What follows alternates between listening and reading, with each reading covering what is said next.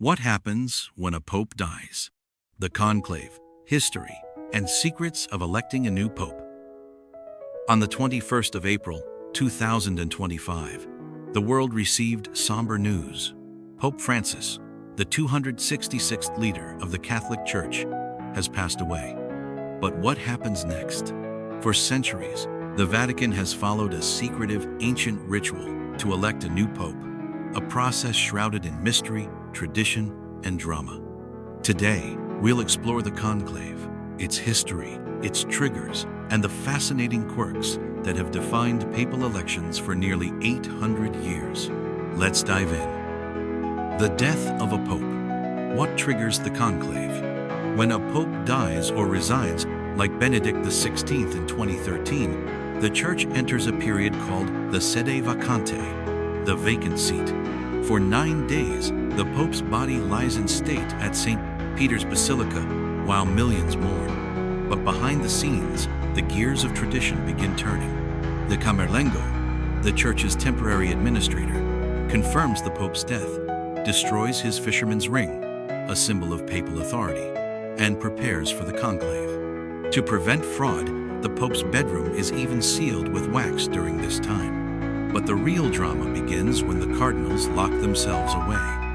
The conclave, its history and process. The word conclave comes from Latin, cum clave, meaning with a key, and for good reason.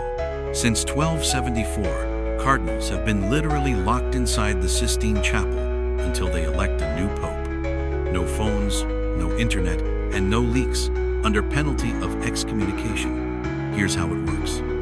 Step 1. The gathering. All cardinals under age 80, up to 120 electors, converge on Rome. They take an oath of secrecy and enter the Sistine Chapel, where Michelangelo's Last Judgment looms above them, a stark reminder of their spiritual duty. Step 2. Voting. 4 secret ballots are held daily.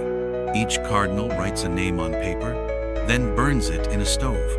If no pope is chosen, chemicals turn the smoke black. But when a 2/3 majority is reached, white smoke billows and the world erupts. Habemus Papam, we have a new pope. The announcement.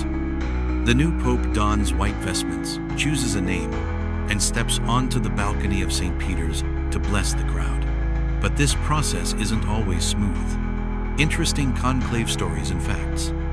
History's conclaves have been anything but boring. Let's break down some jaw-dropping moments. The longest conclave in 1241 lasted 2.5 years. Cardinals were locked in a crumbling palace, fed only bread and water until they picked a pope. The youngest pope.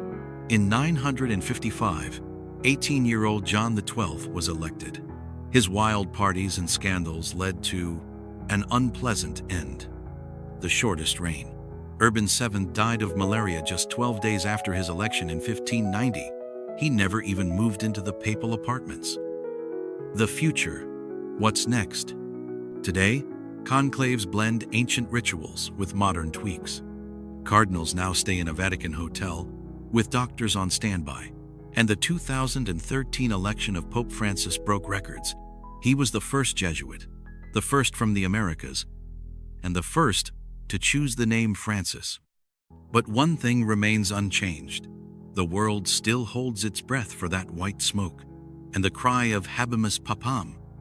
So, what happens now? As the Church mourns Pope Francis, 1.3 billion Catholics and the world will watch history unfold. Will the next pope push for reform? Uphold tradition? Only the cardinals behind those locked doors will decide. Thanks for joining me on this journey through time, ritual, and faith. Don't forget to like, subscribe, and share your thoughts below. What qualities should the next pope have? Until next time.